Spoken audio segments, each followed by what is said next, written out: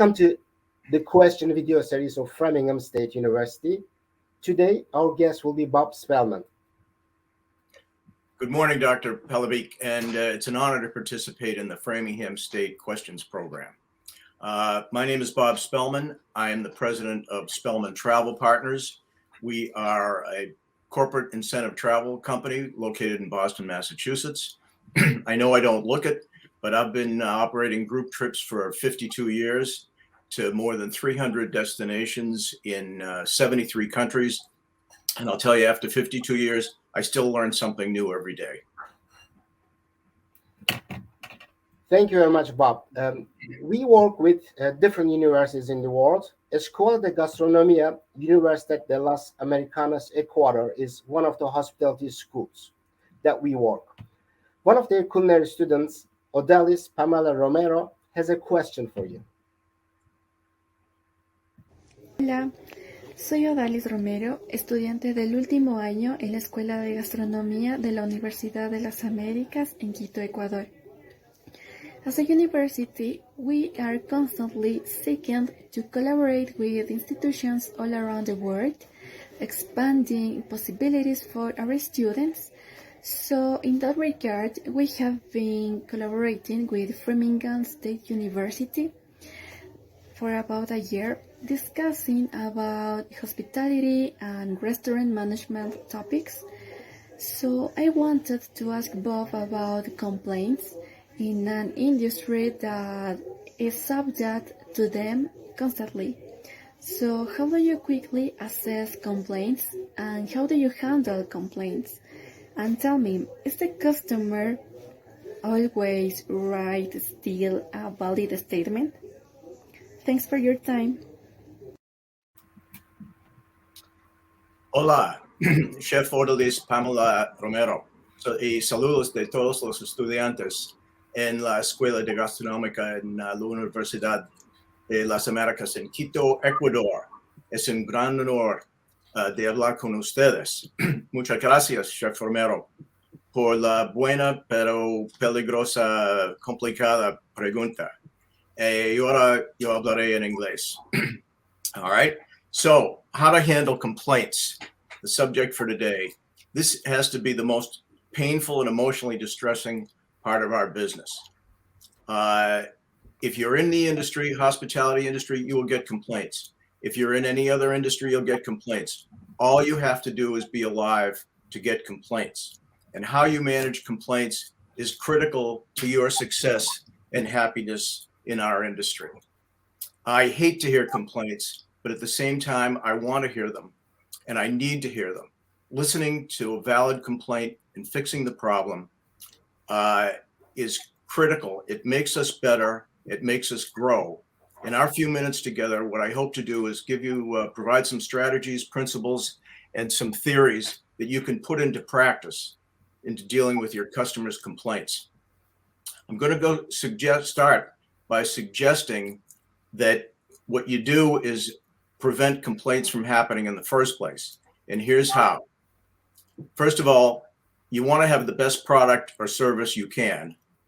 Second, never misrepresent your product or service. Third, avoid vague or misleading descriptions of your product or service. And set realistic expectations.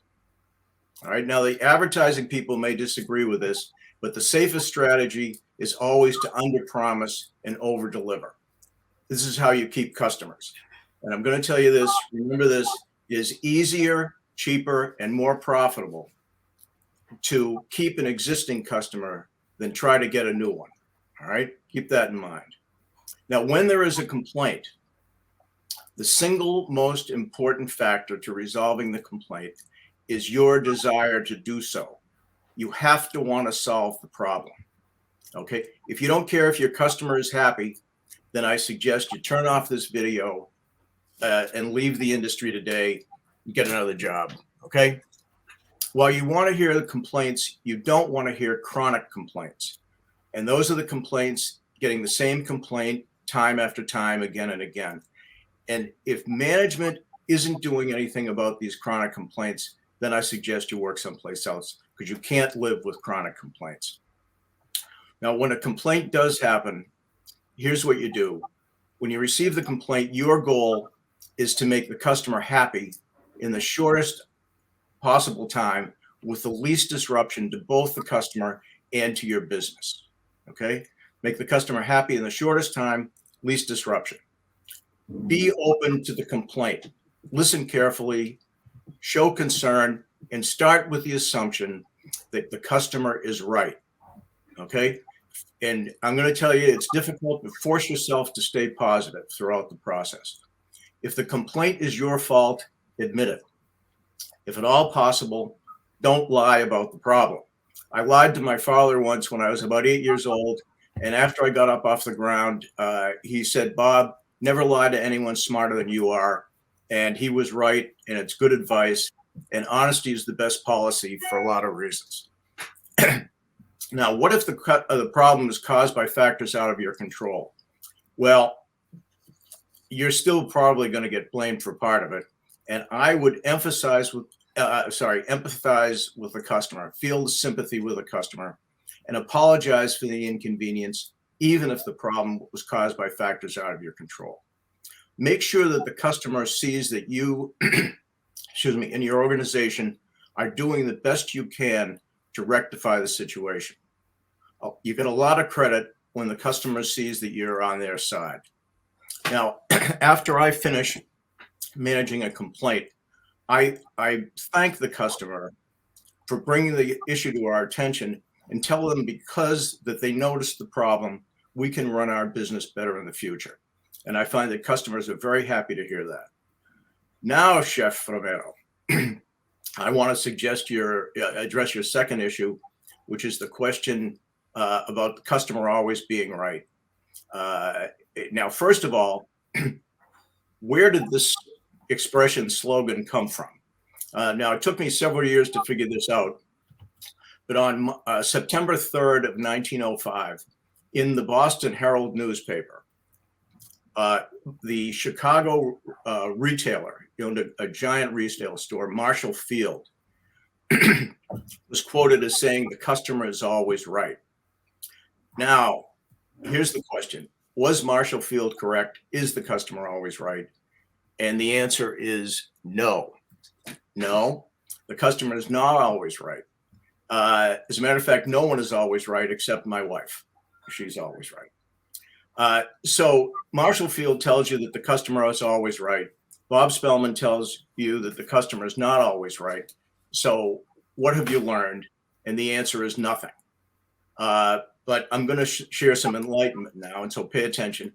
Another Chicago realtor, Sears Roebuck and Company, it's just called Sears now, published their version of the same idea. And it was actually several months earlier in April of 1905. And here is their statement. Every one of our employees is instructed to satisfy the customer, regardless of whether the customer is right or wrong. Okay? Satisfy the customer, regardless of whether the customer is right or wrong. Now we stand enlightened. It doesn't matter if the customer is right or wrong. All the customer has to do is be the customer. Customers are frequently wrong. We are the ones who have to be right. Now, I believe that we have a moral obligation to educate and protect our customer when he or she is wrong, even if correcting the customer means that you don't sell your product or your service. And I'm going to conclude by telling you this one point, that the goal, the mission of the entire hospitality industry is to make people happy. Dealing with complaints is part of this process. If you can rectify complaints, make people happy, and have fun at the same time, your success in the hospitality industry is guaranteed. In 52 years, I've never seen it fail. So thank you very much for your attention. Mi estimado Chef Romero, los estudiantes en el gran país de Ecuador, muchas gracias por su amable atención. Les deseo lo mejor en sus futuros esfuerzos. Y al fin, the end, thank you very much. Goodbye. Adios. Muchas gracias, Señorita Romero and Don Spellman. Thank you very much. I actually really enjoyed your experience. It was really experience that you cannot find everywhere. I want to remind the reviewers that the video is 5 minutes, but the experience is 52 years. So please pay attention for that. Also, I will state what you said. Unlike wives, customers are not always right, but they are always customers. Thank you. Oh,